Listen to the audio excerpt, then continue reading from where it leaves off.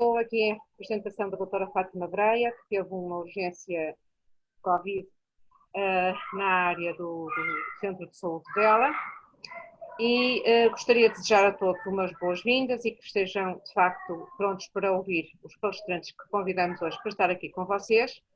Este segundo webinar faz parte de um conjunto de 3 que se vai dedicar à saúde sexual e aos direitos reprodutivos. Tivemos uma primeira sessão em 29 de novembro, acho eu, agora perdi a data, mas era mais ou menos em novembro, em que se falou do parto, da gravidez e do recém-nascido, a amamentação, etc., portanto, fazendo parte da saúde sexual e reprodutiva. E hoje vamos nos dedicar a outra área, que é o acesso aos rastreios. E vamos ter connosco uma perspectiva de áreas diferentes, nomeadamente as dos centros de saúde, que são extraordinariamente importantes, e depois um hospital central em Lisboa, a perspectiva de um médico hospitalar, e depois do Hospital Universitário de Coimbra, que também nos vai falar de acessos a rastreios, se sim ou não foram dificultados. Eu confesso-vos que toda a gente diz que o ano 2020 foi um ano terrível, um ano desastroso, um ano para esquecer, um ano que perturbou muita gente, mas vendo sempre aquela perspectiva, eu sou muito otimista, de um copo meio cheio, digo-vos que exatamente esta situação catastrófica que caiu sobre o nosso planeta e sobre a humanidade acabou por despertar 2 ou 3 coisas também importantes, que foi nós sermos capazes de nos adaptar, e esta rapidez com que de facto o Serviço Nacional de Saúde teve que adaptar a uma situação como foi esta crise do Covid, a capacidade dos profissionais de saúde, que eu de facto, enfim, eu pertenço a esse grupo, mas estou perfeitamente na retaguarda, portanto não me estou a elogiar a mim própria, que admiro imenso a capacidade que tiveram, e contornar estas dificuldades que foram aparecendo e conseguir sustentar e manter um Serviço Nacional a funcionar pareceu-me extraordinariamente importante, e essa capacidade que toda a gente teve para dar a volta por cima numa situação como esta é de louvar. No entanto, as coisas nem sempre correm tão facilmente como a gente iria supor, e de facto vamos partilhar com vocês um bocadinho as dificuldades que houve desses rastreios. E eu penso que, entanto, já terão chegado mais pessoas, não queria dar já a palavra à doutora Mara, sem termos já assim um certo quórum, mas vou introduzindo. A doutora Mara e a Sara Costa são colegas de Medicina Geral e Familiar, que trabalham na ACES da Amadora, portanto estiveram no meio da questão, e vão-nos falar dos acessos a esses rastreios da saúde sexual e reprodutiva, exatamente sob a perspectiva de um centro de saúde. Gostaria então de dar a palavra à doutora Mara. Bem-vinda. Obrigada, Ana. Agradeço as palavras, agradeço a apresentação. Eu não sei se é para começar já ou não com a apresentação e com a partilha do ecrã, não sei se estamos à espera ainda que mais alguém chegue.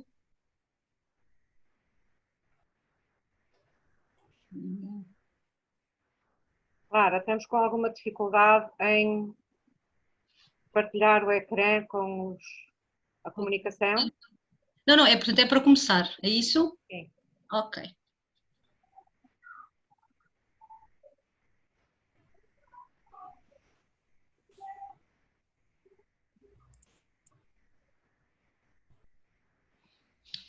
Bom, como eu estava a dizer, agradeço à Ana as suas palavras. O tema de hoje é o acesso a rastreios e cuidados de saúde sexual e reprodutiva e o impacto da Covid-19 nestes cuidados.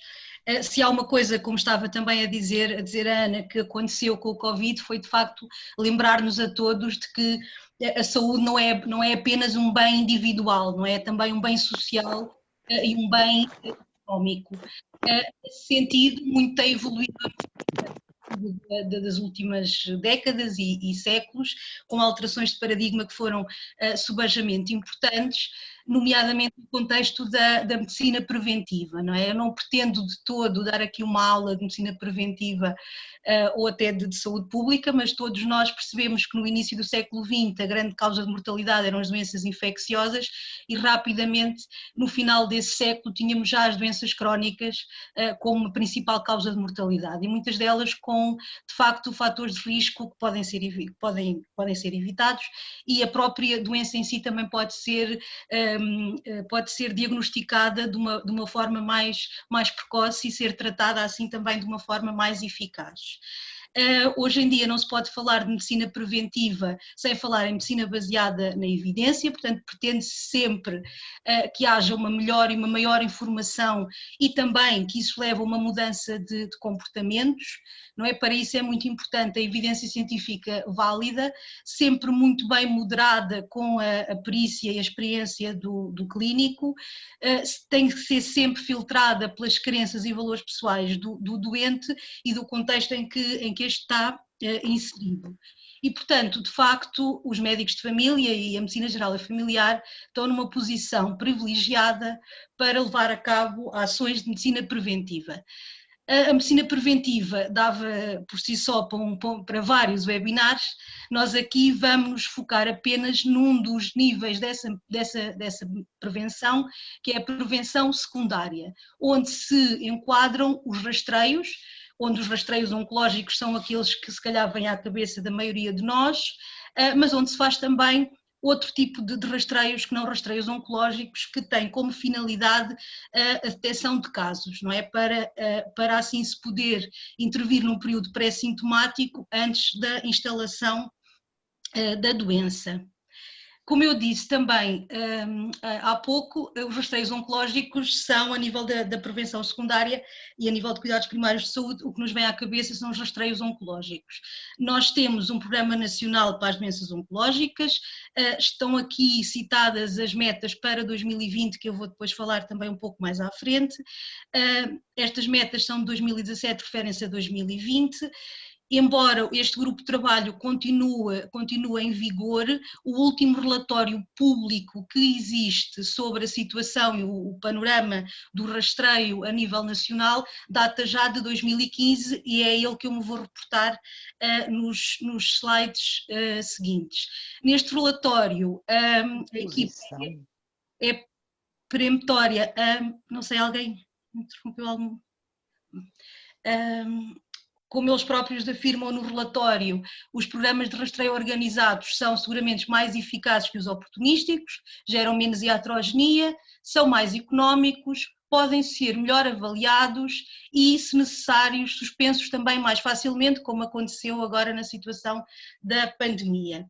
E relembrar que a redução da mortalidade anda na ordem dos 80% no câncer da mama e dos 30% no câncer do colo do útero.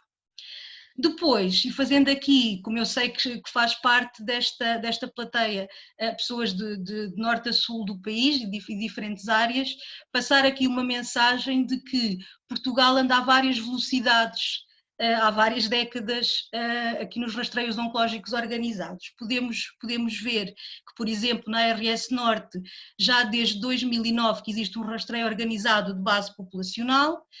Relativamente ao cancro do colo do útero, apesar de ter sido iniciado com alguns USFs piloto em 2008, apenas em 2015 esse rastreio foi alargado a toda a população.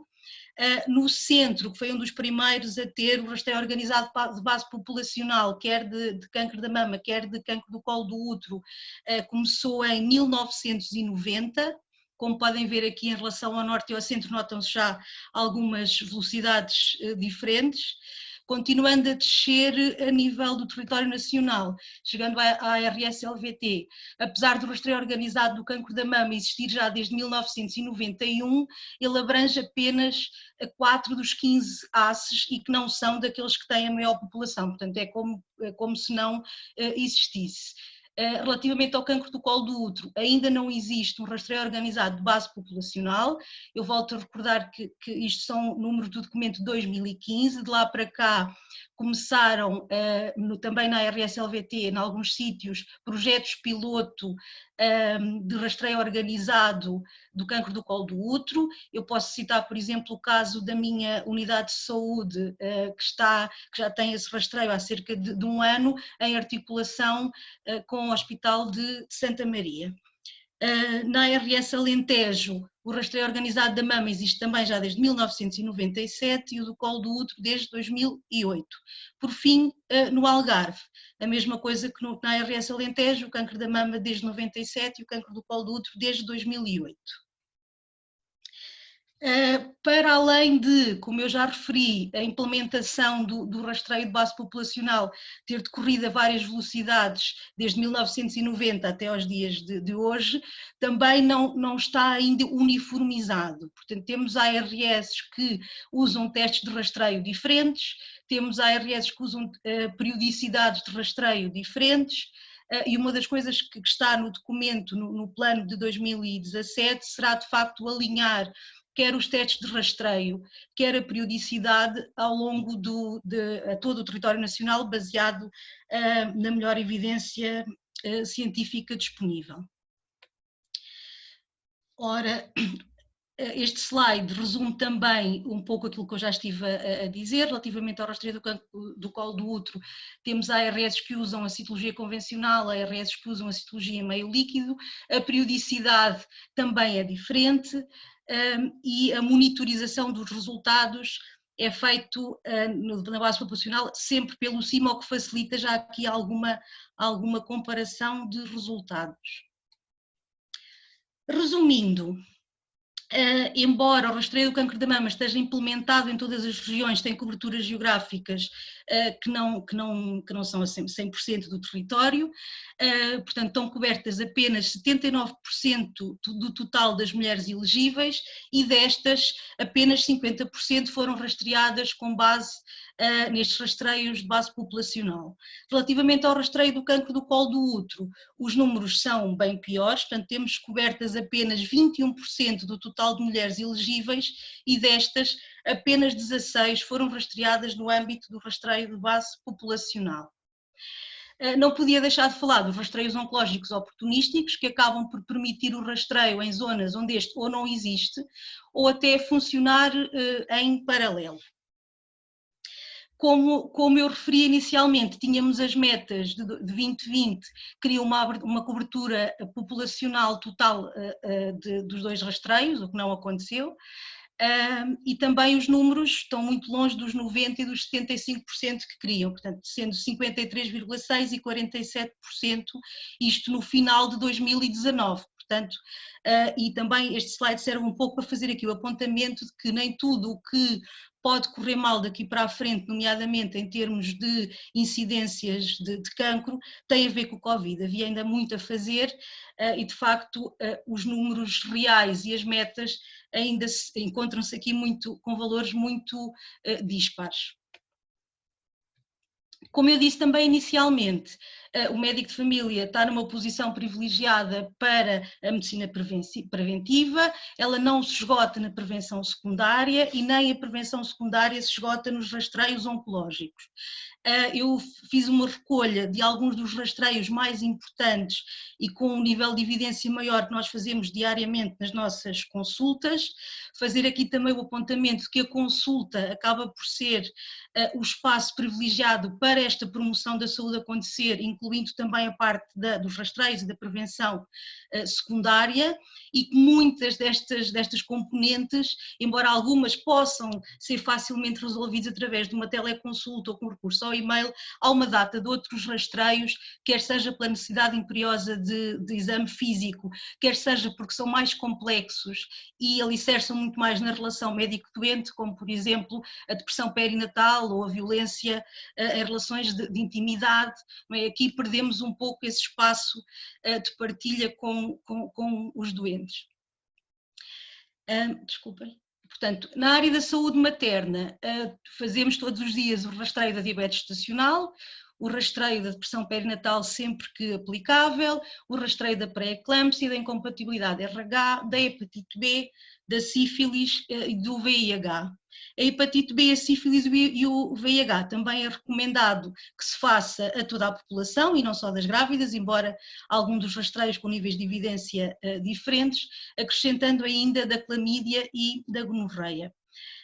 Por último, falar do rastreio da violência nas relações de intimidade, como eu já tinha dito há pouco, aqui é muito importante que haja esse contacto presencial com o utente e é um bom exemplo em como muitas vezes as teleconsultas ou a consulta recorrendo mesmo até a Skype acaba por não nos permitir chegar a tantos sítios como o espaço de consulta presencial nos permite.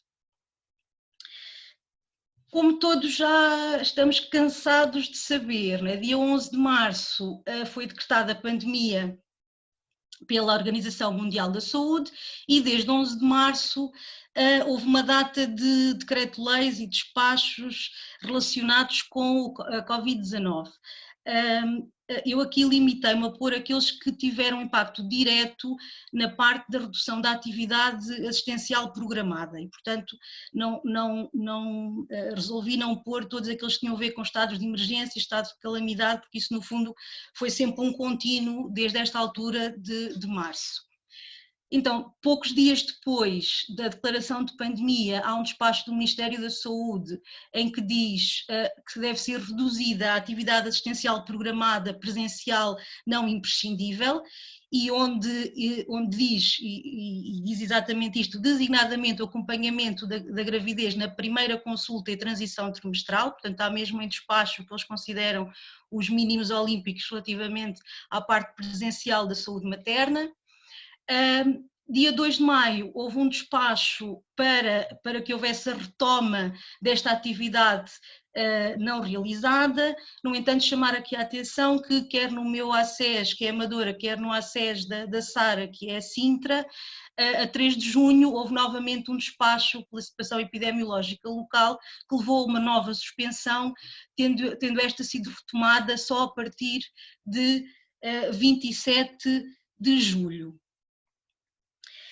Como eu já referi, o despacho do Ministério da Saúde, com a exceção daquela citação das grávidas, é muito geral e, portanto, e não havendo outro tipo de orientações mais específicas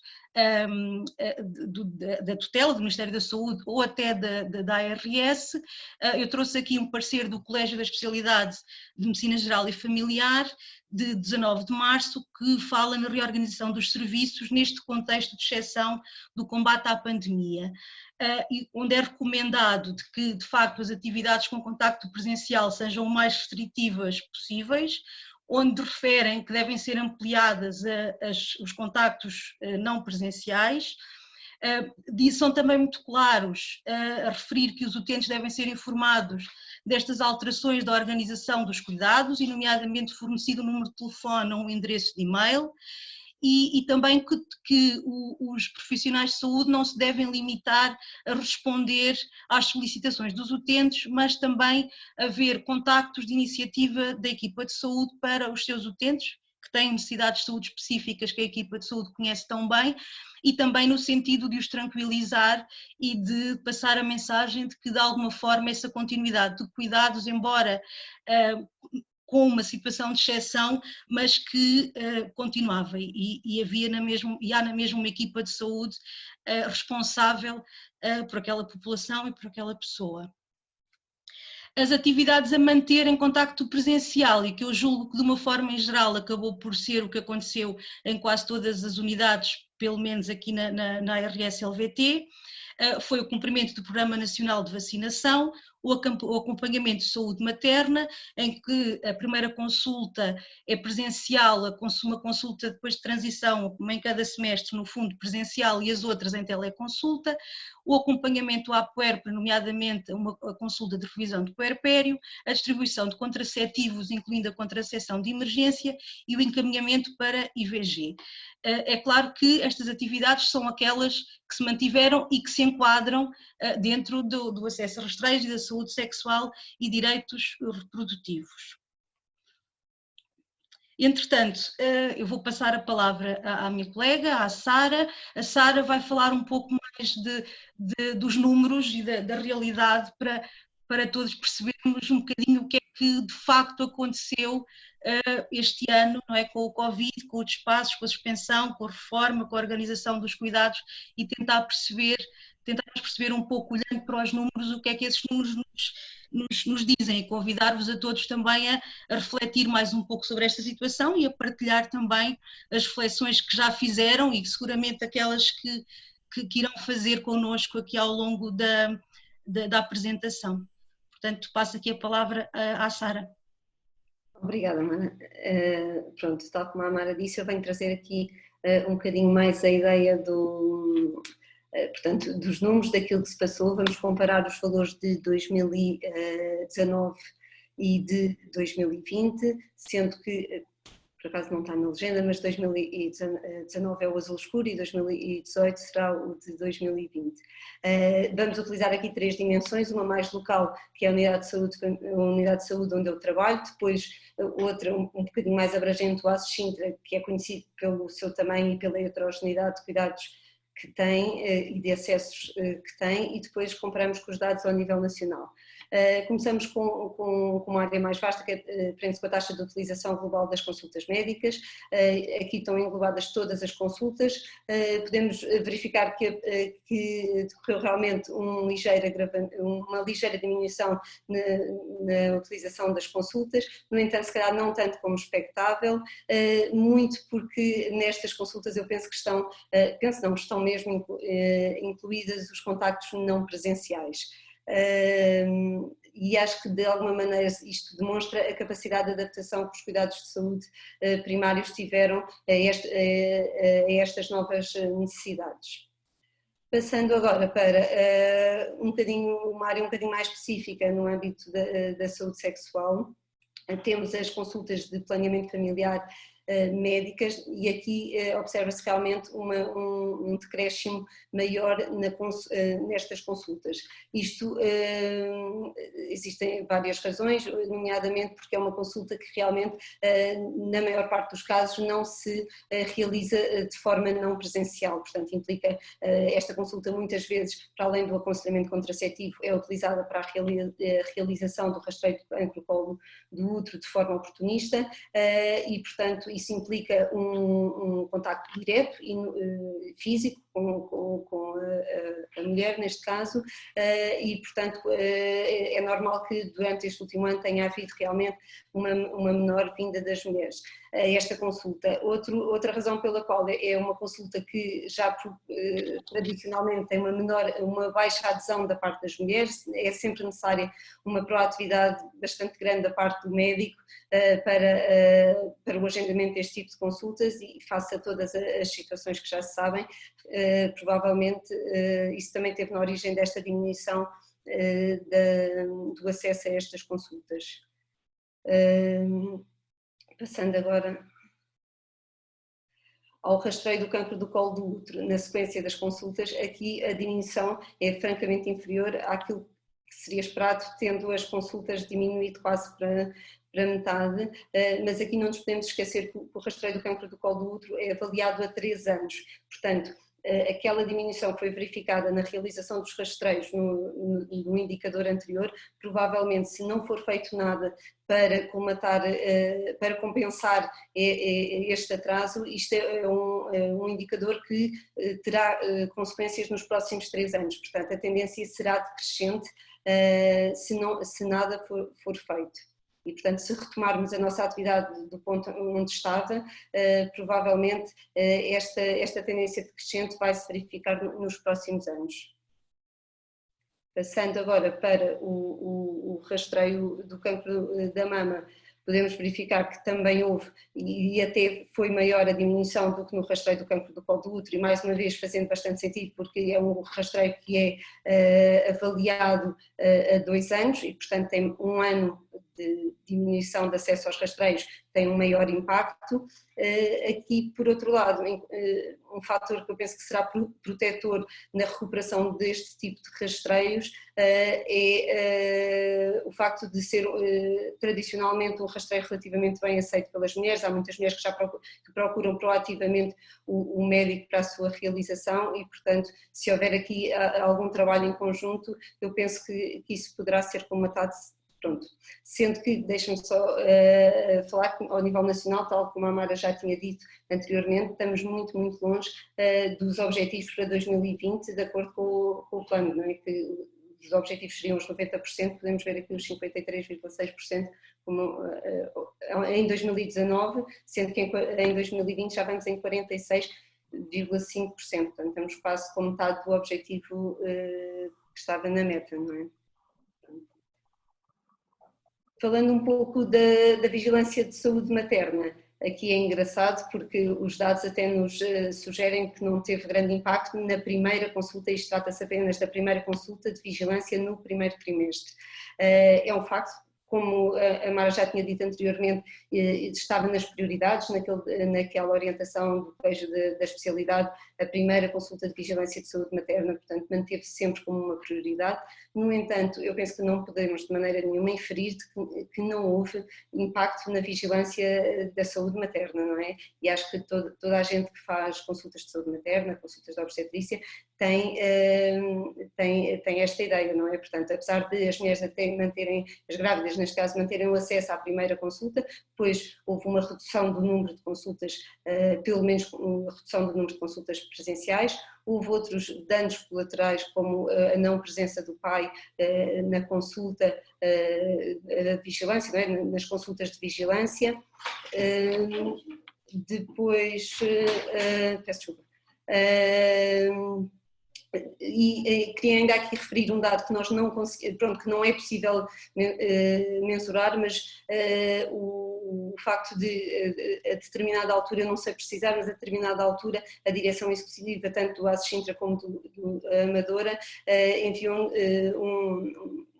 uma informação de que os rastreios bioquímicos do primeiro trimestre estariam cancelados e, portanto, que não seria para referenciar. E aí será outro dano colateral desta pandemia na vigilância da saúde materna que nós acabamos por não conseguir medir. Passando. Aqui trazemos este dado, é mais a título de curiosidade e com a ideia de que o que já não era feito continua a não ser feito. Portanto, isto trata-se de um indicador, apesar das colunas serem bastante altas, isto é um número ínfimo. Portanto, tem a ver com a proporção de utentes que não tinham rastreio de VIH, que têm indicação para o fazer e que o fizeram. Portanto, falamos de a proporção de 4, 3 são valores ínfimos. Portanto, isto é para chamar a atenção que não nos temos que focar apenas naquilo que agravou, mas existem coisas que têm que ser feitas e que devem sempre ser melhoradas, mesmo que não tenham tido grande impacto com a pandemia. Trouxemos aqui agora apenas 2 slides, não tanto no âmbito dos rastreios, mas na distribuição, portanto, como é que decorreu ou qual é que foi o impacto da pandemia na distribuição dos contraceptivos, neste caso é na unidade da Amadora, na unidade Arco-Íris. Portanto, temos aqui no primeiro slide tanto os dispositivos intrauterinos hormonais como não hormonais, houve uma franca diminuição da sua colocação, do implante também e da Depo-Provera. Isto são métodos que, à partida, mais uma vez, implicam o contacto com o profissional de saúde, o agendamento, uma atividade mais programada e que, sem dúvida, teve um impacto muito grande na pandemia. Aqui a contracepção de emergência não teve qualquer efeito, mas, mais uma vez, encontrava-se dentro das prioridades e isto só demonstra que realmente foi aparentemente cumprido as prioridades decretadas pela Ordem dos Médicos, pelo Colégio da Especialidade. Passando aos contraceptivos, portanto, à contracepção oral também houve uma ligeira diminuição, isto não é muito significativo, aqui a escala é bastante grande. Dos preservativos houve francamente uma diminuição, não sabemos bem o porquê, nem conseguimos explicar, ainda pusemos aqui umas hipóteses mais tendo a ver com, muitas vezes, este tipo de contracepção ser utilizada em relações mais casuais e o facto de haver menos contacto social. Pronto, mas isto são meras especulações, têm muito pouco valor, é só mais a título de curiosidade. Posto isto, deparámos-nos no ano 2020 com uma nova realidade nos cuidados de saúde primários. Portanto, a atividade como nós a conhecíamos, de uma atividade programada, de prevenção, promoção da saúde, foi suspensa, portanto a maior parte delas esteve suspensa. Houve o aparecimento desta nova plataforma do Trace Covid, no qual os médicos de família vigiam todos os doentes que se encontram infectados com Covid no domicílio e, para além dos doentes, todos os casos suspeitos orientam as situações. Dentro das unidades de saúde houve a mobilização de recursos de todos os profissionais, portanto enfermeiros, médicos, administrativos, para os centros de atendimento a doenças respiratórias na comunidade. Dentro das próprias unidades de saúde houve o surgimento de novas tarefas, nomeadamente a triagem passou a ser obrigatória, a necessidade de organização das equipas para uma diminuição da probabilidade de contágio através das equipas espelho e a própria reorganização de toda a atividade assistencial, o aparecimento deste novo modelo de teleconsulta, e-mails, contactos telefónicos. Portanto houve toda uma reorganização dentro das unidades de saúde. Ainda em termos físicos, para além de tudo isto, em termos físicos tiveram que ser criados, e muitas vezes em muitas unidades que não tinham capacidade física para isso, circuitos de utente para proteção dos utentes, ter em conta a limitação de utentes por metro quadrado em salas de espera que já por si muitas vezes não tinham tamanhos minimamente razoáveis, e no meio disto tudo ainda se teve que ter sempre em conta os circuitos de limpeza, desinfecção. Portanto, esta nova realidade dos cuidados de saúde primários, pronto, é diferente, foi toda.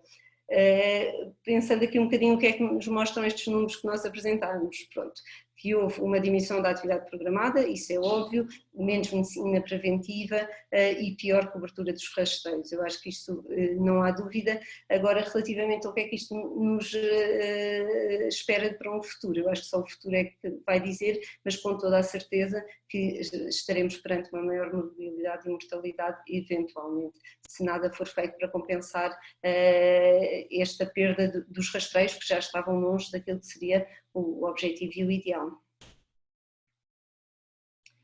Quanto a 2021, toda a gente fala disso, não é? Portanto, será um ano sem dúvida muito exigente. Se este foi, o próximo com toda a certeza. Os doentes Covid vão continuar a existir, apesar de tudo, eles vão continuar e cá estarão para o próximo ano com certeza. Fala-se muito da vacinação, que parece ser já no início do próximo ano, e mais uma vez, onde é que ela vai decorrer? Ao nível dos cuidados, é o que se fala, pelo menos, ao nível dos cuidados de saúde primários, portanto mais uma atividade e uma tarefa para ser distribuída dentro das unidades de saúde. Temos toda a retoma da atividade que já foi elencada anteriormente, do ano anterior.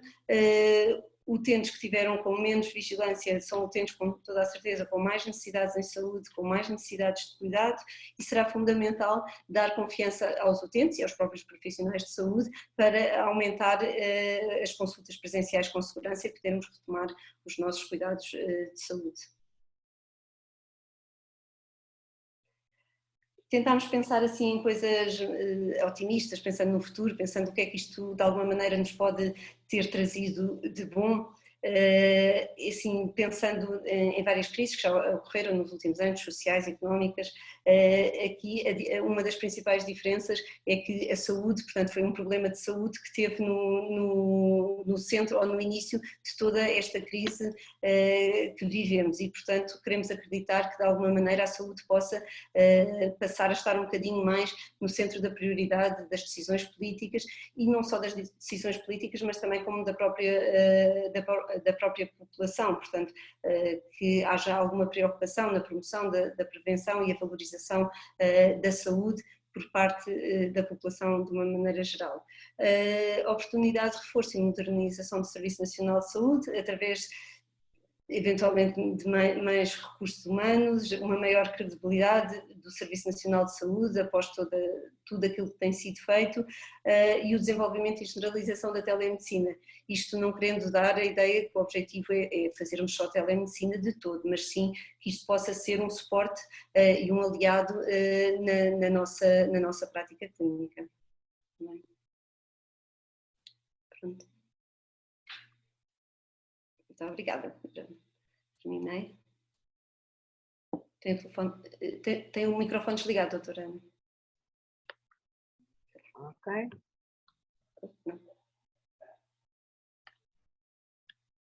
Não, continua desligado.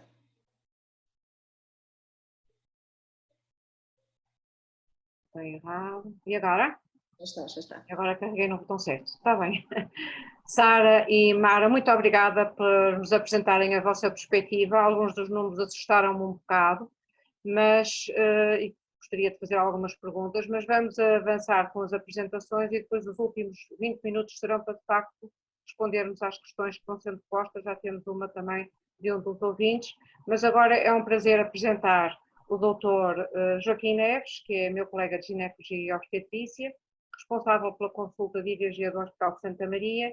Portanto, vamos aqui ter uma perspectiva um bocadinho diferente, mais dos tais rastreios a nível hospitalar. Joaquim, a palavra é tua. Boa noite, muito obrigado pelo convite que me fizeram. Eu quero agradecer à organização e obrigado por todos os colegas que estão presentes.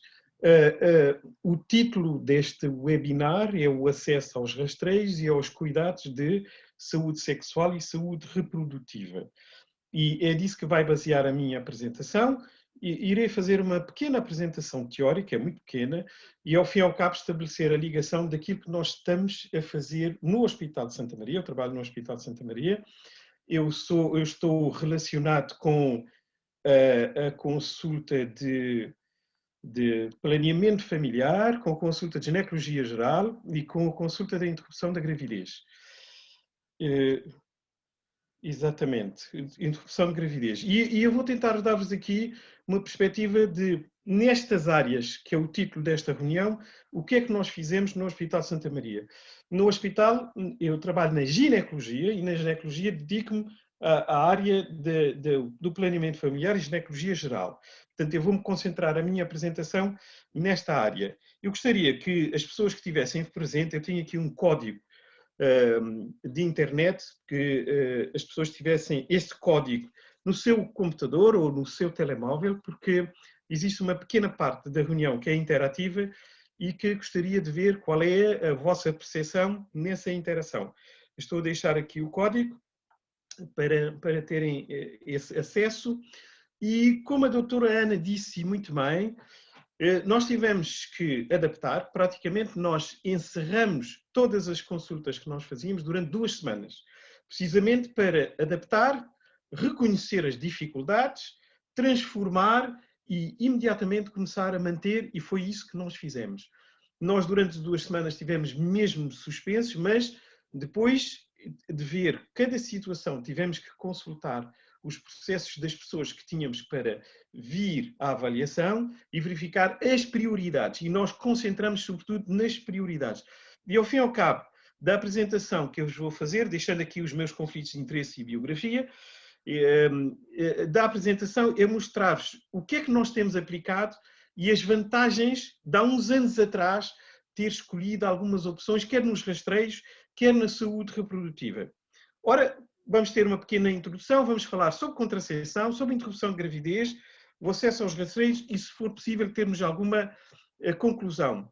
E eu vou falar de mulheres entre os 15 e os 49 anos, por isso não vai estar aqui o cancro da mama, porque aquilo que está recomendado é o cancro da mama começar a ser globalmente avaliado a partir dos 50 anos. Portanto, nós hoje em dia no nosso hospital, até em conjunto com o Hospital de Braga, estamos a tentar verificar qual é realmente o impacto do rastreio da mama entre os 40 e os 49 anos. Portanto, só falo, por isso é que não existe aqui o cancro da mama.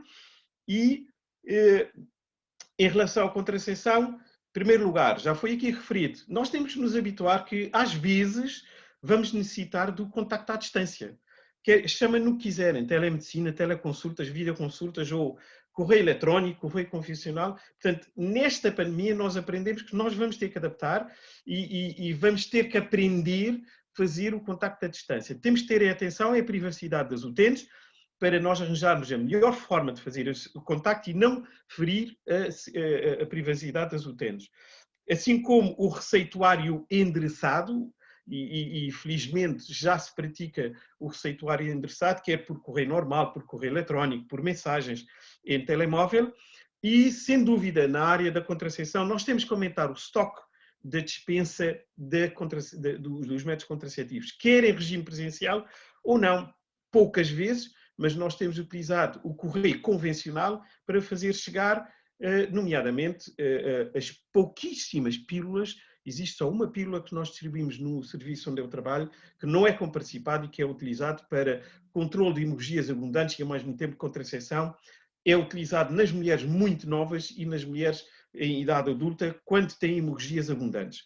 E, hoje em dia, tem-se privilegiado, quando existem dúvidas em relação à condição da mulher, a utilização dos prostagénios isolados, pelo menos que nós saibamos, o seu grau de exigência ou de contraindicação é bastante limitado e podemos proteger as senhoras de uma gravidez não planeada sem tentar provocar alguns efeitos secundários. Pelo menos em relação ao tromboembolismo, não há nenhuma relação direta na utilização de prostagénios isolados na contracepção. Ora, aquilo que eu precisamente não vi na área da saúde primária e que devia ser investido é haver cada vez mais contracepção de longa duração. Esta pandemia vem nos demonstrar, e isso nós verificamos no hospital, como a maior parte das mulheres que está na consulta de planeamento familiar utilizam um método de longa duração, sobretudo contracepção intrauterina, por uma razão muito simples, é um método em que as senhoras têm maior satisfação e maior continuidade. Nós não estamos muito preocupados com as senhoras em relação à validade do seu método contraceptivo. Até porque atualmente nós aplicamos a extensão da validade contraceptiva. Quer o implante pode ser utilizado durante 5 anos, quer a contracepção intrauterina, existem variantes que podem ser utilizadas até 7 anos. E nós também temos tido a oportunidade de utilizar o injetável. O injetável, neste momento, em Portugal, tem um problema que é crucial, que é o facto da Pfizer não estar a importar a Depo-Provera e começa a haver redução de estoque significativa mesmo nos centros de saúde. Nós, no hospital, estamos a importar diretamente a Depo-Provera. Isto é uma medida que cada centro de saúde terá que falar com o seu ACES para importação direta. Existe no Infarmed um pedido de autorização do Hospital de Santa Maria, que é um pequeno princípio para que outras farmácias, em termos de farmácias do hospital ou dos centros de saúde, possam ter este mesmo efeito de conseguir ter a Depo-Provera. E, portanto, eu vi o diapositivo da distribuição dos métodos contraceptivos, eu gostaria de ver muito mais contracepção de longa duração. Sem dúvida que neste momento não estavam preocupados com as senhoras têm dispositivos para 5 anos, para 7 anos, o implante pode estar durante 5 anos, portanto, essa preocupação nós já aliviamos, porque há muito tempo no planeamento familiar, no hospital, nós preferimos métodos de longa duração e não têm receios em relação à extensão da validade dos mesmos. E em termos de interrupção de gravidez, nós tivemos que manter o apoio essencial. No início, nós tivemos que recorrer a um outsourcing para reestruturarmos, adaptarmos e voltar a dar a resposta. O contacto à distância é possível, por exemplo. A primeira consulta pode ser realizada com contacto à distância. Nós, poucos casos temos realizado, mas os nossos administrativos, que são o primeiro contacto da senhora para marcar a consulta, já entregam um folheto onde está tudo escrito o que é que vai acontecer na interrupção de gravidez e chamam a atenção à senhora, é possível que possa ser contactado por via telefónica para tentar minimizar o tempo de exposição da senhora no hospital ou tentar uma resposta imediata nas senhoras que chegam num tempo limite.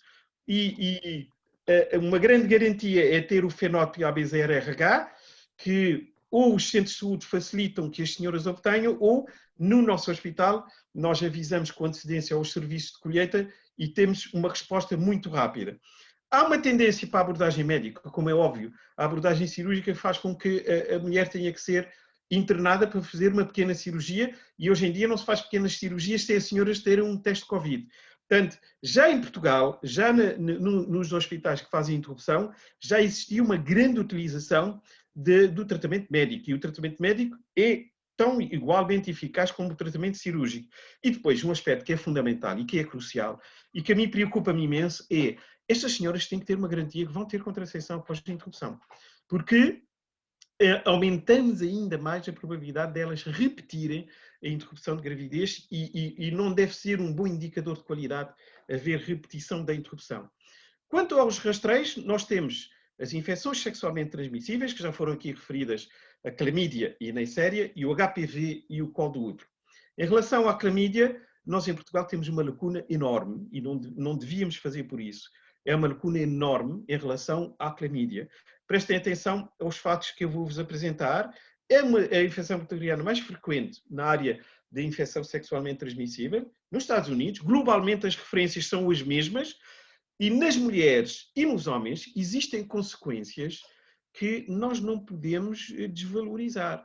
Portanto, nós temos que perceber a importância de ter um rastreio da clamídia muito bem fundamentado para minimizarmos essas consequências a longo prazo. E aquilo que eu gostaria que as pessoas que estão a ouvir respondessem é se têm alguma noção que a prevalência da clamídia nas mulheres com 25 anos ou menos em Portugal, se os dados são consistentes e detalhados, se os dados são corretamente notificados ou se não existe um registro sistematizado. Qual é a percepção que as pessoas têm? E por isso é que eu pedi-vos no início o tal link, que é para ver a resposta que os nossos ouvintes, a audiência, os nossos colegas, portanto, estamos à espera da votação. Habitualmente isto tem um pequeno delay quando estamos no webinar, porque há um tempo que chega a resposta e que... Portanto, por enquanto a audiência diz que não existe registro sistematizado. Eu vou esperar apenas uns segundos, mas eu penso que já podemos ter a votação. Esta é a perspectiva correta. E vou-vos deixar aqui com um diapositivo em relação à clamídia em Portugal. Isto é que dizem os autores de uma publicação de 2020, que diz precisamente aquilo que foi realizado nesta votação. Apesar do esforço da Direção-Geral de Saúde, a implementação do sistema de notificação obrigatória da infecção genital clamídia ainda não está eficazmente concretizada. Portanto, à baixa notificação, nós não temos a noção verdadeiramente o que é que se passa na clamídia no nosso país. Eu vou-vos dar um subsídio, que é um trabalho que nós realizamos em 2018, 220 mulheres com idade 25 anos menos com atividade sexual e PCR da clamídia na urina. 17% eram assintomáticas e positivas. Portanto, 17%, o que demonstra que se calhar nós temos muito mais prevalência do que aquilo que nós pensamos. O não tratamento pode originar as complicações referidas. Em relação à neisseria, o quadro é muito parecido em relação à clamídia. E nas mulheres temos que olhar também para as complicações obstétricas. Aquilo que se verifica num relatório europeu de 2017 é que há um aumento progressivo do número de casos em Portugal. Portanto, nós também não podemos ficar passivos em relação à neisseria gonorreia. O que é engraçado é que em Portugal existe um kit que consegue detectar simultaneamente a clamídia e a neisseria, e a melhor forma que podemos fazer, agora é o que estamos a fazer no hospital já há um ano, é no endocolo, não propriamente na urina, mas sim no endocolo. Em relação ao HPV e o cancro do colo do útero, portanto, o rastreio, a nível nacional nós não temos um rastreio, temos rastreios parciais e temos estudos de intenção, temos estudos pilotos e, sobretudo, rastreio oportunístico. E como podemos verificar, a cobertura é um bocadinho preocupante. Ainda bem que existem alguns ginecologistas em regime particular ou alguns hospitais que vão complementando o rastreio. E nós temos que centrar no HPV primário. É o HPV que nós temos que concentrar. A citologia é reflexa. Nós devíamos deixar de fazer citologia como teste primário para o rastreio do cancro do colo do útero. Isto já está mais que demonstrado que a sensibilidade do HPV é francamente superior à citologia primária. Existem recomendações, existe até um decreto-lei que diz que nós podemos iniciar aos 25 anos. Aliás, temos um teste em Portugal aprovado para os 25 anos. E já vos vou mostrar porquê. E o HPV, devemos fazer um teste com validade de 5 anos. Desde 2012, no Hospital de Santa Maria, as senhoras que não têm o rastreio do cancro do colo do útero, que vão à consulta, nós completamos o rastreio com o HPV 5 anos. Portanto, mais uma forma que nós ficamos descansados em relação ao acesso ao rastreio. As senhoras têm um teste que está válido e nós não vamos estar preocupados. E, por outro lado, nós temos que começar a aprender a triar para a colposcopia, porque se nós referenciarmos todas as senhoras com HPV positivo, não há colposcopista que chegue para dar toda a resposta. Nós temos que referenciar as senhoras com potencial risco de lesão de algrão na biópsia. No rastreio, uma parte essencial é o resultado na biópsia, não é na citologia. Ora, os 25 anos, isto é uma curva de incidência e mortalidade do cancro do colo do útero em Portugal. Vejam que a partir dos 25 anos a curva começa a aumentar. É só para ter essa... E continua sempre a aumentar. Portanto, só por isso é que existe também a possibilidade de iniciar aos 25 anos. E agora, em relação à infecção do HPV, o colo do útero, eu gostaria que as pessoas respondessem se é sempre persistente, se é frequente e muito transitória, está sempre associada à displasia do colo do útero e se diminui a referência para a colposcopia. Qual é a opção que esta nossa audiência vai optar? Portanto, que diminui a referenciação para a colposcopia e que é frequente e muito transitória. Estou a dar alguns segundos para ver. Portanto, estamos equiparados. Portanto, já há uma resposta, sim, uma infecção frequente e muito transitória. Eu vou mostrar-vos o que diz a evidência, não é o que eu digo, o que diz a evidência.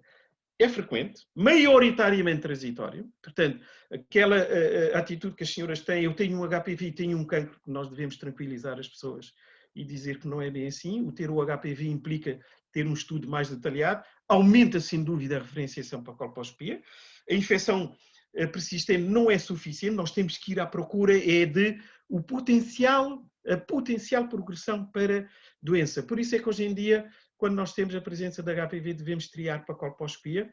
Nós aplicamos isso no ambulatório onde trabalhamos e da nossa parte reduzimos em 50% a referenciação para a colposcopia.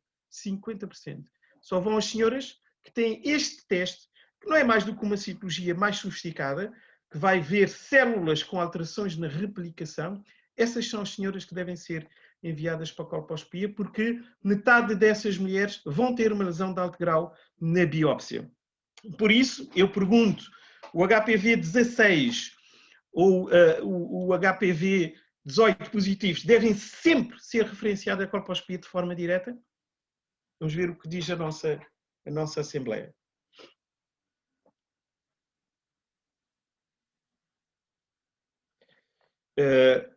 Eu vou mostrar-vos o que é que são as evidências que nós temos.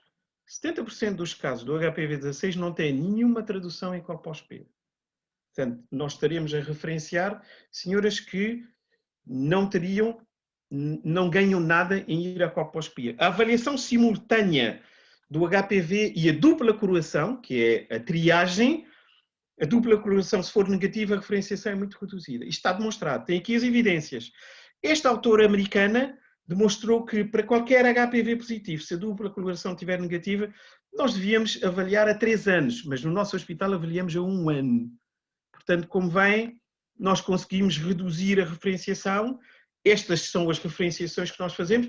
Qualquer caso de lesão de alto grau na citologia, independentemente do HPV que tenha, é para a colposcopia, e uma dupla marcação positiva é para a colposcopia. Portanto, para concluir, ter disponibilidade para manter o contacto com os utentes na área reprodutiva, sobretudo aquelas que necessitam de contracepção, promover contactos à distância, nós já vimos que existem vários canais disponíveis, disponibilidade e dispensa dos métodos contraceptivos e distribuição dos mesmos, enfatizar o rastreio em mulheres mais novas das infecções sexualmente transmissíveis, promover o rastreio do cancro do colo do útero com teste HPV e citologia reflexa e, se for possível, otimizar o rastreio para as senhoras não andarem perdidas e aquelas que realmente precisam de ir à colposcopia vão à colposcopia. Muito obrigado.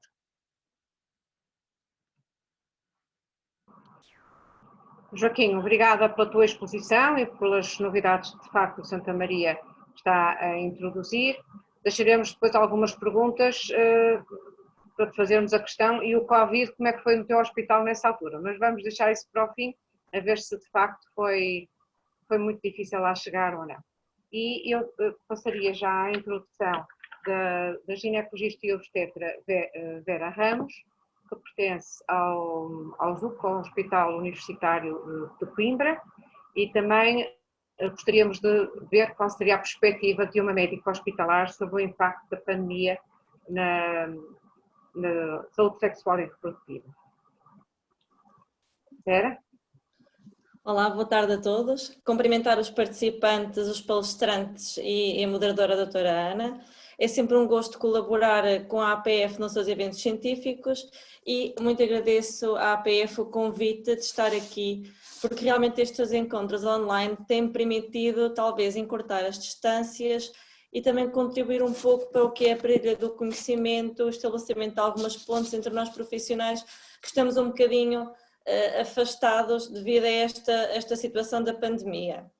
O tema geral deste webinar, para mim, parece-me de máximo interesse. Realmente, no que concerne aos rastreios e estas problemáticas, é muito importante falarmos um bocadinho e até darmos a conhecer aquilo que se passa no país. A minha apresentação acho que vai complementar um bocadinho da doutora Joaquim Neves. Ela vai incidir particularmente sobre o rastreio do cancro do colo do útero, pois é no rastreio em que eu centro a minha atividade assistencial. Abrimos também um bocadinho o véu relativamente àquilo que é o SINTEC, a dupla marcação P16KPI67, e realmente nós recebemos a referenciação do rastreio. Eu vou realmente dar aqui uma perspectiva sobre isso. De qualquer das formas, na fase inicial, eu vou contextualizar um bocadinho e perceber de que forma é que esta pandemia tem afetado os direitos reprodutivos e os direitos à saúde sexual. Vamos, em termos de agenda, temos realmente o que é a saúde sexual em Portugal e quais são os direitos reprodutivos que todas as mulheres têm, neste caso falo de mulheres porque a nossa atividade é centrada nelas. O que foi a pandemia Covid? Faço assim uma pequena alusão, a saúde sexual e reprodutiva em termos de pandemia, o que é que tem sido, que novidades é que nos traz a Sociedade Nacional e Internacional, um bocadinho de rastreio do cancro do colo do útero e as conclusões. Parece assim uma agenda um bocadinho ambiciosa, mas na parte inicial eu vou ser um bocadinho mais breve e vou fazer aqui uma contabilização do tempo aqui com o meu telemóvel. Então, em termos de saúde sexual e direitos reprodutivos, nós, em termos de Portugal, sabemos que realmente o acesso à saúde sexual e reprodutiva é uma chave para a melhoria da qualidade de vida de uma população. Ela tem sido, ao longo dos tempos, tem havido efetivamente um percurso que tem sido feito a nível nacional e internacional e que se calhar um dos momentos-chave em Portugal, que também tem feito o seu percurso, começa com a criação da consulta de planeamento familiar pelo Secretário de Estado da Saúde, o Dr. Albino Aroso Ramos. É o pai do planeamento familiar e depois a partir daqui foi todo um percurso da universalidade de acesso às consultas e aos meios de planeamento familiar, que realmente há sem discriminação, deve haver o livre acesso às consultas, o reforço a essas garantias do direito à saúde reprodutiva. As mulheres devem programar a saúde sexual reprodutiva, o acesso ao planeamento familiar, aos métodos contraceptivos, sem haver limitações. E realmente também devemos garantir e divulgar e realizar os rastreios periódicos e as citologias. Isto são direitos que nós adquirimos e fomos adquirindo ao longo do tempo e muito importantes têm sido para o nosso país. Realmente a Organização Mundial de Saúde, quando começou a pandemia e um bocadinho de encontro àquilo que tem sido falado, alertou-nos. Atenção aos países, nós devemos ter um balanço, um equilíbrio entre aquilo que é a proteção da saúde, a minimizar realmente o impacto económico e social em relação à pandemia, mas também a respeitar os direitos humanos. E eles dizem um bocadinho mais, logo no início, logo quando foi feito este diagnóstico, realmente o acesso das mulheres e das meninas às consultas de planeamento familiar, à saúde reprodutiva, pode realmente estar afetado com as restrições à mobilidade e realmente dos impactos da pandemia. E que estas restrições são uma violação aos direitos humanos que nós víamos que realmente deviam ser preservados quando iniciou a pandemia. E realmente que também temos que ter atenção, que é um bocadinho fora do meu âmbito, mas deixo só assim esta nota, às mulheres que estão em risco nas suas relações por causa do tempo do confinamento. A pandemia Covid, então, realmente foi decretada como uma pandemia em 11 de março de 2020 pela Organização Mundial de Saúde, que realmente enfatizou a gravidade da situação e estimulou os países e os governos e as direções gerais de saúde a tomarem medidas para evitar a propagação. Claro que estas medidas vão nos afetar ou vão afetar os cuidados de saúde que nós oferecemos em primeira instância. Realmente, com a pandemia, temos neste 66 milhões de casos confirmados, estes números entram pelos nossos telejornais todos os dias, mas o que é que isto realmente nos deu em termos de saúde sexual reprodutiva, ou seja, o que é que estes números traduziram em termos de cuidados? Estes números levaram a que tivesse que ocorrer uma reorganização dos serviços, um aumento do número de infectados, realmente há um número de internamentos relacionados tanto de forma direta como indiretamente com a doença, todos os dias isto é um bocadinho veiculado, há uma resposta específica e imediata que os hospitais têm que fazer para se organizarem, para responder à infecção SARS-CoV-2 e depois um percurso paralelo que os hospitais estão a fazer em cada serviço, em cada unidade, para responder em termos de cuidado de saúde à restante população. Houve também alguma restrição, e há alguma restrição dos direitos e das liberdades, como nós temos realmente assistido, e as sociedades científicas uniram-se para nos tentar responder em termos do que é que deveríamos fazer. O CDC realmente, a sua recomendação base foi que qualquer consulta que pudesse ser adiada, sem grande prejuízo para a doente, que deveria ser feito, de acordo com o estado da pandemia Covid numa dada comunidade. Também a Associação Americana para a Ginecologia Oncológica, ou para a Oncologia Clínica, também falou um bocadinho e pronunciou-se acerca dos rastreios, ou seja, todos os procedimentos rastreios que implicassem uma visita clínica deveriam ser adiados, com exceção de um cancro clinicamente evidente, obviamente, e que as equipas deveriam avaliar caso a caso o risco-benefício de tais procedimentos eletivos. Realmente, também deu uma salvaguarda, no entanto, eles também dizem: não há evidência que a infecção Covid interfira com o diagnóstico e procedimento do cancro, ou seja, não é por uma doente ter ser Covid positivo que realmente o teste de rastreio não possa eventualmente de diagnóstico e procedimento ser realizado. Nós a 16 de março vimos a nossa atividade eletiva na urgente ser suspensa, realmente limitando o acesso ou priorizando os doentes às exceções que a Sara e que a Mara falaram no início das apresentações. Obviamente isso gerou logo a nível da imprensa bastante celeuma e bastante informação formadora e outra contraditória, que realmente falaram de cancelamento de consultas, cancelamento de cirurgias, cancelamento em termos de atividade eletiva. Obviamente que, apesar de haver consulta não presencial, sabemos que muita da atividade foi cancelada. No entanto, logo a partir de maio, em termos de Serviço Nacional de Saúde, falaram em assegurarmos realmente, identificarmos e reagendarmos toda a atividade assistencial não programada, ou seja, toda aquela atividade que não tinha sido realizada ou que nós identificamos como não realizada, devia então ser identificada, reagendada. E então isso começou a ser feito. Apesar de começar a ser feito, obviamente muitas das consultas já foram remarcadas, mas outras também não foram remarcadas porque realmente não há capacidade de resposta total dos médicos que estão envolvidos nos cuidados de saúde sexual e reprodutiva, bem como outros, para responder à totalidade das consultas desmarcadas. E em si, o que é importante? Importante seria que as sociedades nacionais e internacionais se pronunciassem sobre priorização da assistência aos pacientes de forma a mitigar os efeitos da pandemia.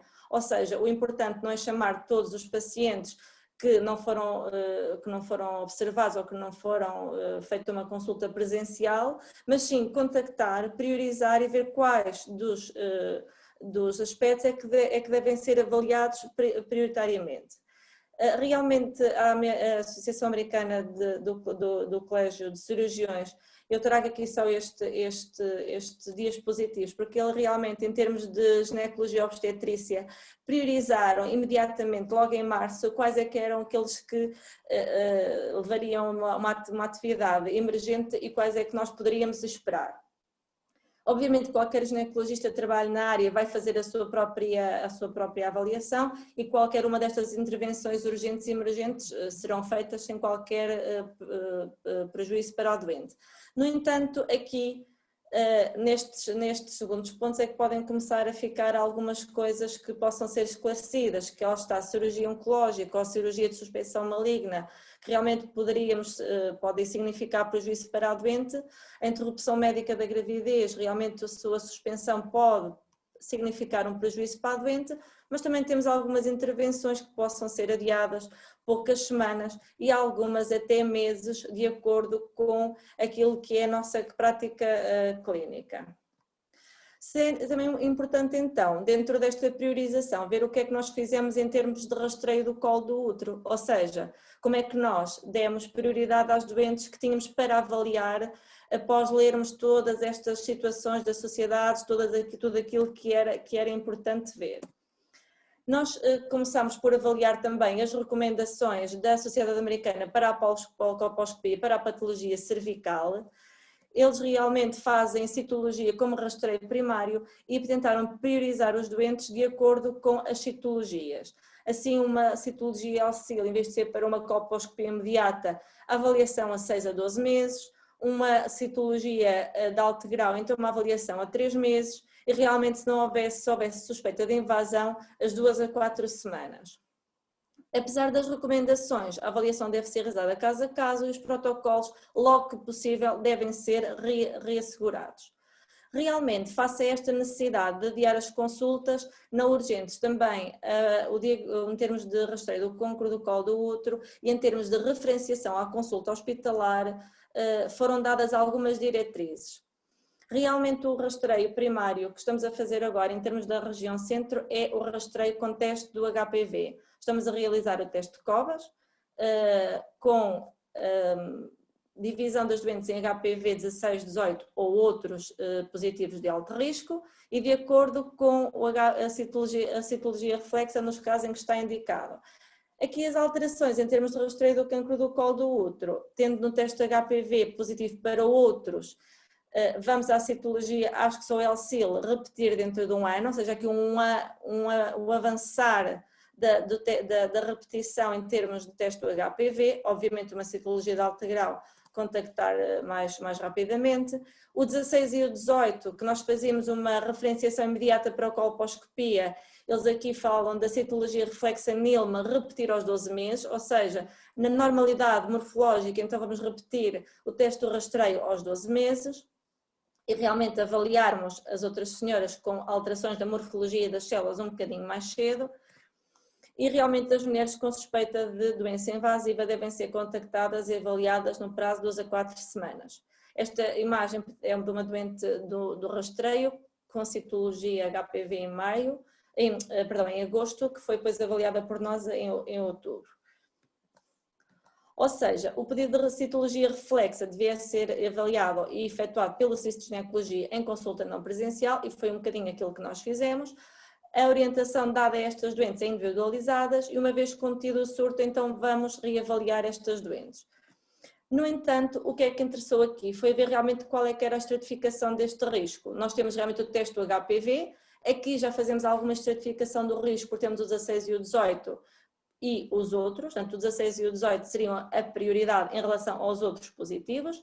Temos a citologia reflexa e aqui claramente 3 grupos, a citologia NILMA, uma citologia normal, a citologia ASCOS e LCIL, avaliações a 6, entre 3, 6 e 12 meses e depois uma dupla marcação da P16 KPI67. Nós em termos da P16, sabemos que a P16 realmente é uma proteína com função de supressão tumoral e o KPI67 é um marcador de proliferação celular. Quando elas estão juntas numa mesma célula, a detecção imunohistoquímica da sua coexpressão identifica células com desregulação do ciclo celular. e esta foi uma estratégia utilizada no Centro Hospitalar Universitário de Coimbra para estratificação do risco e priorização. Eu trago aqui um estudo para tentar ilustrar um bocadinho aquilo que eu disse, e o Dr. Joaquim depois também acabou por levantar o véu à minha apresentação também, em que realmente a dupla marcação identificou e 3 grupos de doentes. Realmente a maioria das mulheres com risco muito baixo, que são aquelas que têm o HPV 16 e 18 negativo e a dupla marcação também negativa, e estas podem ser com segurança avaliadas em intervalos maiores, os estudos falam até 3 anos, embora nós estejamos a fazer a avaliação ao ano. Um pequeno grupo de mulheres realmente com risco de quê? Risco de lesão SIN2+, ou seja, risco de lesão histológica SIN2+, um pequeno grupo de mulheres com risco, mas que não justifica a referenciação imediata, ou seja, aquelas mulheres HPV 16-18 positivos, mas que têm a dupla marcação negativa. Então estas mulheres podem ser avaliadas a maior intervalo, é como se fosse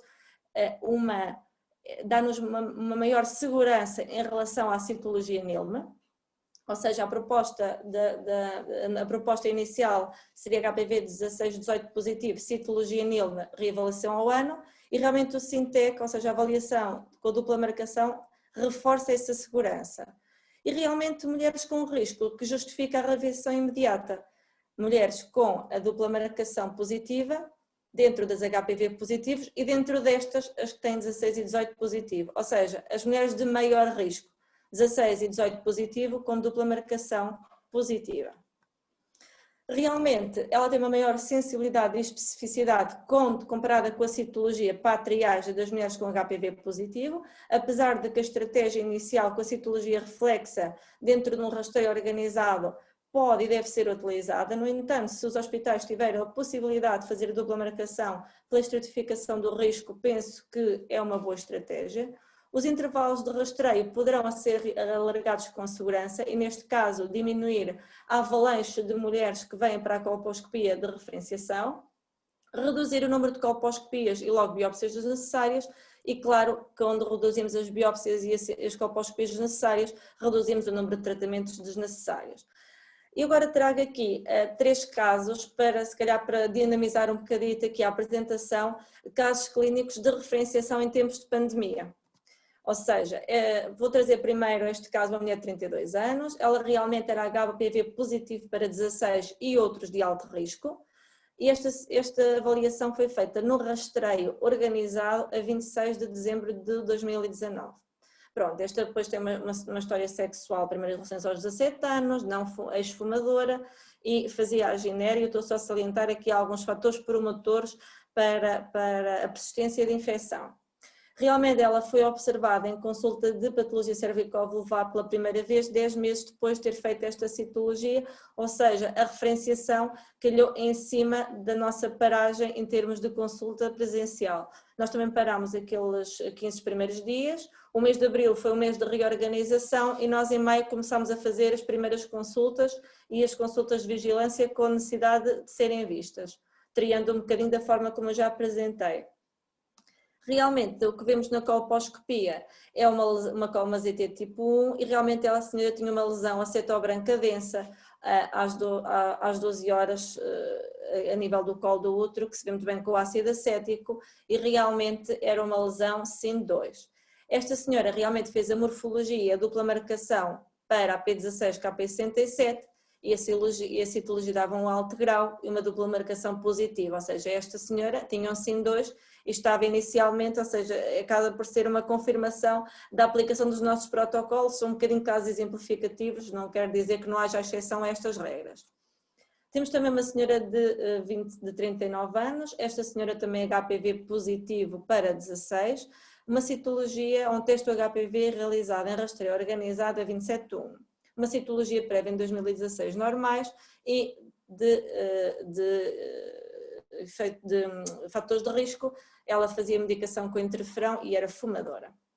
Esta doente foi observada em consulta por nós em colposcopia em unidade PCV após 9 meses a citologia inicial, realmente, em termos de colposcopia, nós vemos uma lesão de grau 2, ou seja, vemos um mosaico a nível ali entre as 0 e as 3 horas, realmente biopsamos e é um SIN 2.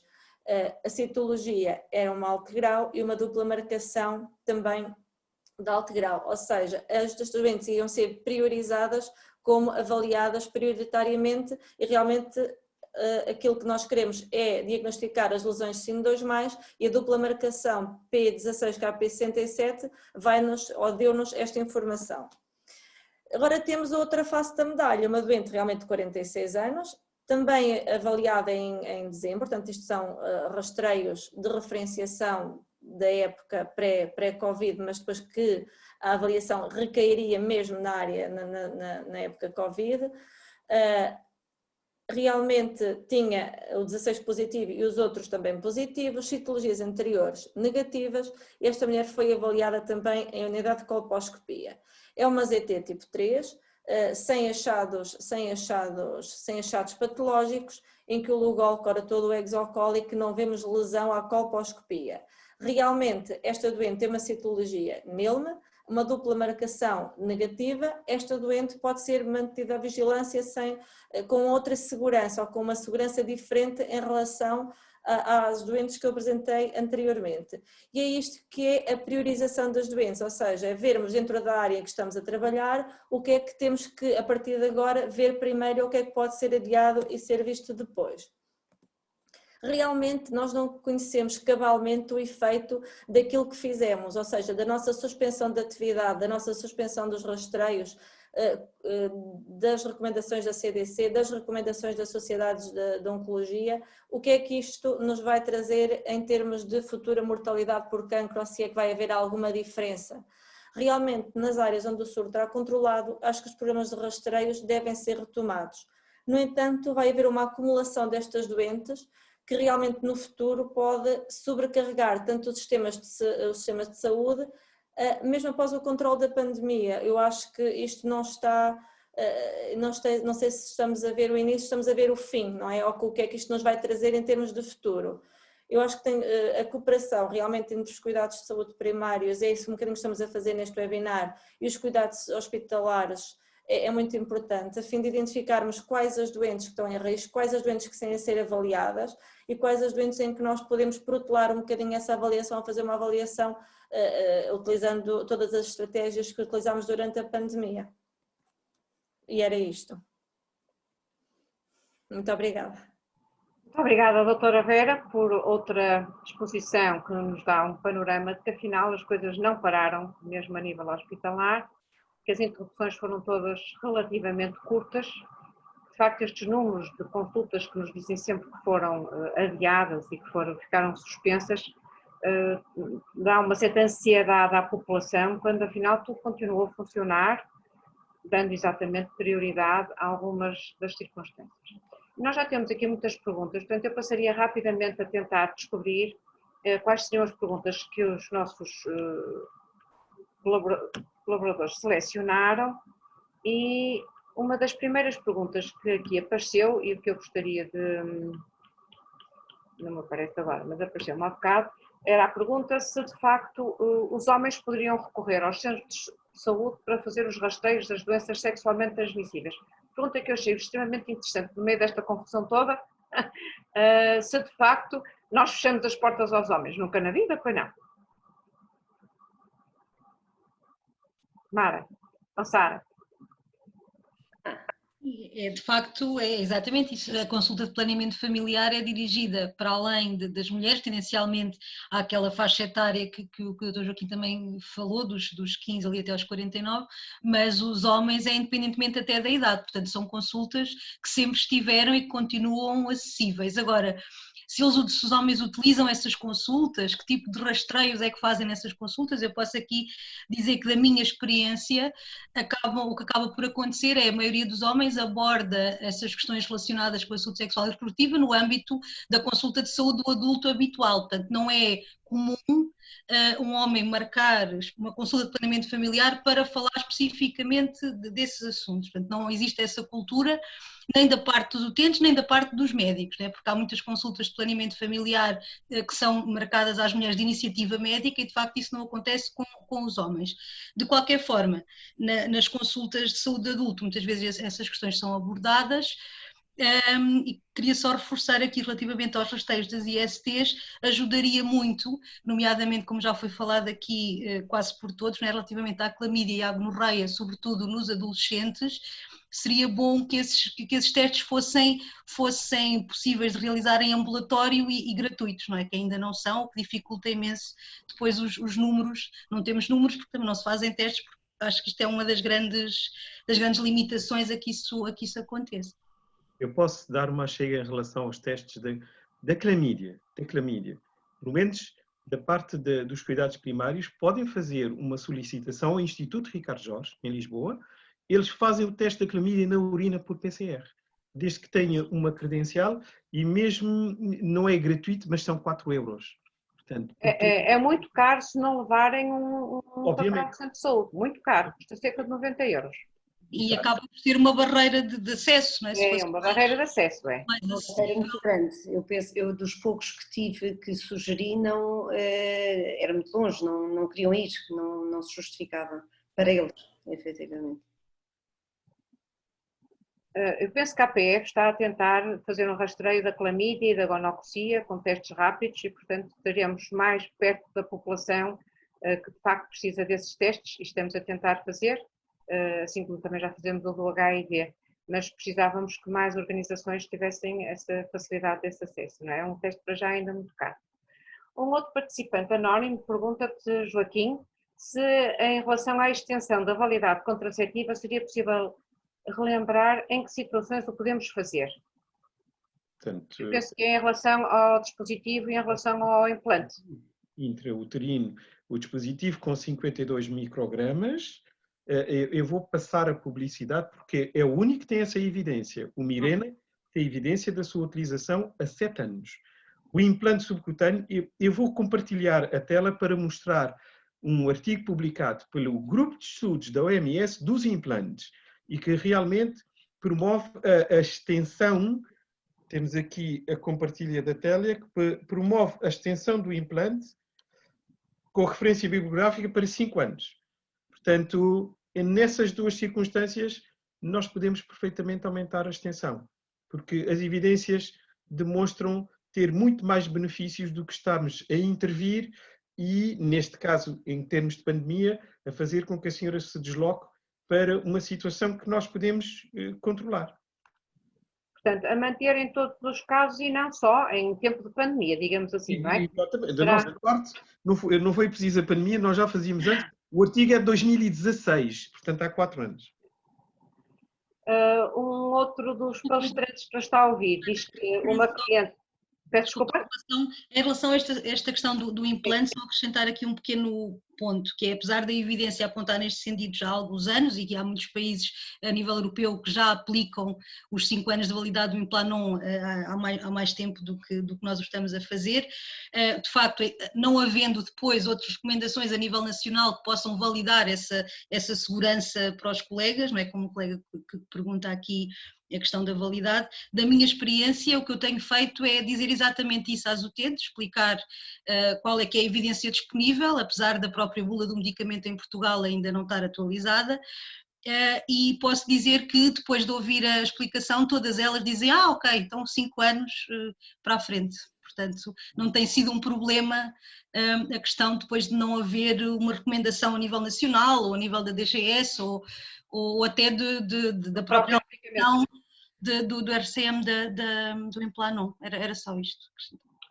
Uma outra pergunta relacionada com o Covid é se uma cliente tinha uma IVG marcada relativamente perto do prazo legal, mas que entretanto ficou em isolamento profilático, aconselharam-na a ir para o hospital onde deveria realizar a IVG e que protocolos é que foram acionados nestas circunstâncias? Eu posso dizer, nós já fizemos duas senhoras com Covid mesmo, interrupção da gravidez, e nessa circunstância é evidente que nós abreviamos os 3 dias para tentar cumprir e é tudo num circuito Covid. O Hospital Santa Maria tem muito definido áreas que são não Covid e áreas que são Covid. E quando isso acontece, nós fazemos um circuito adequado, inclusivamente existe uma forma dos bombeiros irem buscar a senhora ao domicílio e depois levarem a senhora ao domicílio e tratar do problema o mais brevemente possível. Portanto, estamos a falar de uma IVG médica, não é? Com comprimidos. E eu agora faço uma pergunta. Vocês fazem o teste de Covid a todas as mulheres que fazem uma interrupção voluntária cirúrgica ou não? Nós, prioritariamente, não começamos pela cirurgia, começamos pela médica. Claro, Agora, claro. é óbvio, qualquer intervenção que vamos fazer é um teste de Covid. A senhora não entra no bloco não Covid sem ter um teste positivo ou negativo. Vamos continuar aqui com as perguntas. Deixa eu ver se eu consigo aqui puxar isto para baixo. O rastreio do HPV é feito maioritariamente em mulheres acima dos 25 anos por alguma razão específica? Espera, dá para explicar isto? Porque é que não fazemos a gente tão jovem? A infecção, nós fomos ao Estudo Cleopatra, que nós realizámos logo no início, quando começámos a tipificar os HPVs nas mulheres, sabemos que a prevalência entre mulheres entre os 19 e os 24 anos é máxima. Em Portugal, cerca de 19% dessas mulheres vão ter HPV positivo. Porquê? Porque ele é muito prevalente, porque é uma infecção sexualmente transmissível e 8 a cada 10 mulheres na sua vida sexual ativa vão ter contacto com o vírus. Esta elevada prevalência nesta idade levava a um aumento realmente da realização de testes desnecessários, biópsias desnecessárias e realmente depois até conizações desnecessárias, uma vez que a infecção pelo HPV é na sua maioria transitória. O que é que isto quer dizer? Quer dizer que 70% das doentes vão resolver a sua infecção HPV. O início, e o HPV tem uma história longa, uma história de doença longa, ou seja, ela pode ir até 12, a média são 12 anos e meio de história de infecção pelo HPV para cancro. Ou seja, os 25 anos parece por estas 3 razões, ou seja, história da doença, prevalência da infecção na mulher jovem e realmente a realização da citologia em relação à iniciativa sexual, os 25 anos parece uma boa idade para começar o teste de rastreio. E o facto da maioria das mulheres resolverem esta infecção por si, portanto, estas 3 razões. Eu, de repente, desapareci do circuito, espero voltar a encontrar-me, exato, peço desculpa. Exato. Outra coisa que eu costumo dizer às mulheres, não sei se é pertinente falar, que é a infecção pelo HPV não é doença pelo HPV. Eu agora até faço a analogia à gripe. A doente tem uma gripe, não tem nada, outro tem mialgias, outro tem tosse, outro tem uma pneumonia, outro está nos cuidados intensivos.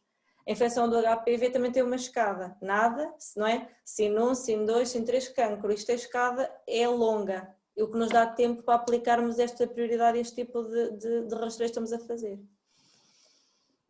Eu não sei se, entretanto, tenho mais perguntas que eu não consigo aceder. Se algum de vocês conseguir aceder, por favor, entrem e ponham-nas. Mas eu aqui acho sempre muita piada ouvir os centros de saúde e os rastreios instituídos em Portugal por centros de saúde e depois a guerra nos hospitais com aquilo que nós achamos que é melhor, como rastreio, e há sempre esta guerra que de facto a gente vê os colegas da medicina geral e familiar a arregalarem os olhos quando se sugere que se faça só a pesquisa do HPV e que a citologia seja, enfim, uma coisa que vem a posteriori. Nós ainda não temos, de facto, no centro de saúde este rastreio totalmente instituído como único, não é? O teste do HPV. Não, Lara. Não existe a nível organizado de base populacional na RSLVT. No entanto, nos últimos 4 anos, talvez 2016, 2017, a partir daí começou a haver algumas unidades que começaram com projetos piloto. Por exemplo, na minha unidade nós fazemos exatamente o teste HPV de 5 em 5 e a nossa articulação a nível de rastreio, embora o Hospital de Referência seja o Amadora Sintra, mas nos rastreios o nosso parceiro é o Hospital de Santa Maria. E tem estado a correr bem, assim fosse em toda a LVT. Mas nós não temos, por exemplo, temos aqui muito... iríamos começar em março deste ano e assim ficou. O que levanta muitas questões também em relação à própria equidade, né, e acesso a serviços que estamos a falar que deveriam servir mesmo a população toda, né, mas está assim a ser aos bocadinhos. Mas é para lá que caminha, é o teste HPV de 5 em 5 anos, com articulação depois com os cuidados secundários. Acho que será Uma das perguntas que entretanto chegou, que é dirigida à Vera, gostaria de solicitar opinião sobre o uso do Lugol nos cuidados de saúde primários para ajudar diagnósticos, dada a elevada concentração do iodo. Eu não sei se isto será uma prática... Não tem, na minha opinião, não tem validade. Nós já utilizamos mesmo assim, em termos mesmo de colposcopia, o Lugol está também a perder um bocadinho o lugar, não é? Não é assim, pronto, é o ácido acético, e depois, claro, tudo o que é biologia molecular, tudo o que está a ganhar o seu lugar, mas então há uma competição entre a colposcopia e o que é imunohistoquímica que passou os novos marcadores. Mas penso o Lugol em termos de cuidados de saúde primários, não, mas sim aquilo que estamos a falar com a Mari e com a Sara, efetivamente, então rastreios organizados e batalharmos um bocado neste sentido.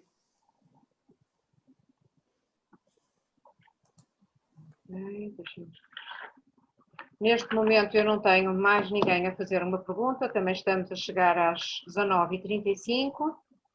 Não sei se algum dos palestrantes em relação a alguma das outras apresentações gostaria de pôr alguma pergunta.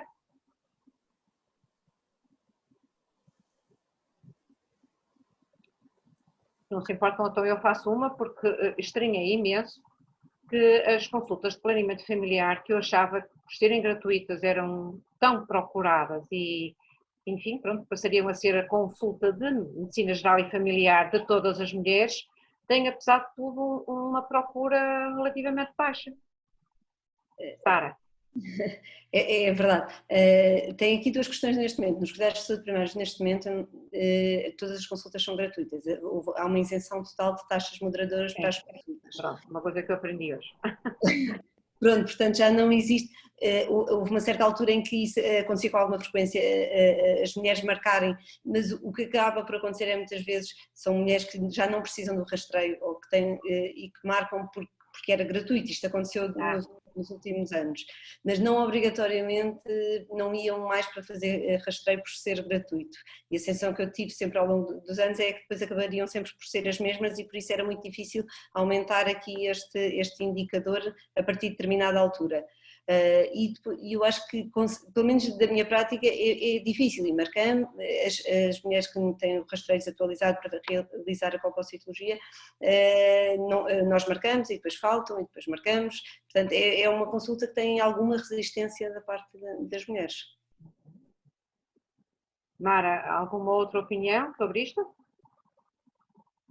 Não, é muito o que a Sara disse, né? Que posso acrescentar, só que tenho, apesar de não ter assim nenhum estudo assim presente, mas tenho até a ideia que a própria taxa de falta às consultas de planeamento familiar é superior às de outras consultas, nomeadamente saúde do adulto, dentro das mesmas faixas etárias. Posso dizer que fizemos esse estudo ano passado aqui na unidade e as consultas de planeamento têm uma taxa de falta muito superior às outras.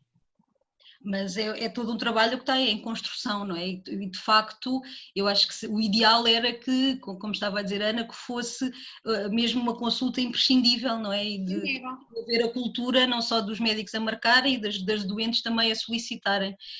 Acho que há muito trabalho a fazer ainda nesse campo, não é? E na promoção da saúde dos direitos sexuais e reprodutivos, porque como a Sara também já disse, não é só fazer o rastreio e dar uma pílula, não é? Há muitas outras coisas para abordar e essa consulta, sem dúvida, é o palco privilegiado para acontecer e eu julgo que tem melhorado e acho que tem que continuar a melhorar e temos que continuar a fazer um esforço, mas o futuro tem que passar por aí, na minha opinião. E pronto, chegamos um bocadinho ao fim do tempo que tínhamos para este webinar, portanto, a mim resta-me agradecer aos participantes, que de facto foram ponto de perguntas, a vocês que estiveram aqui a dar-nos as vossas informações e de um modo muito simples e conciso, mostrar-nos as dificuldades que colocaram neste tempo do Covid-19 e pronto, convidar todos para o terceiro webinar que a APF vai organizar em janeiro, e que tem como tema também a contracepção. Portanto, se calhar vamos repetir alguns dos temas que aqui foram abordados e poderemos continuar a ter uma noção mais importante do que ainda precisamos de fazer neste Portugal, com Covid ou sem Covid. Foi um prazer estar com vocês todos. Espero que tenham um bom Natal, uma passagem de ano impecável, a 2 provavelmente, mas que entrem no ano 2021 com outra genica. Obrigada a todos. Obrigado, boa noite, boas festas. Obrigada.